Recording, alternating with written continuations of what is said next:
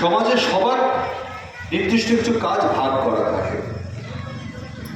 তারা যদি সেই কাজটা ঠিক মতো করে তাহলে একটা সমাজ একটা সুন্দরভাবে চলে, আর কাউকেই কারো কাজের মধ্যে খবরদারি করতে হয় না। কিন্তু এই গত 10 বছর 12 বছর আপনি খেয়াল করে দেখবেন, এটার মধ্যে আপনি রাজনীতিকে সরিয়ে রাখুন, এটা কোন মঞ্চ, কোন দল, কোন প্রার্থী আপনি সরিয়ে রাখুন, আপনি মাথার মধ্যে রাখবেন না ওটা। আপনি শুধু অভিজ্ঞতা দিয়ে দেখুন, রাজনৈতিক নেতাদের, মন্ত্রীদের, এমএলএদের, এমপিদের,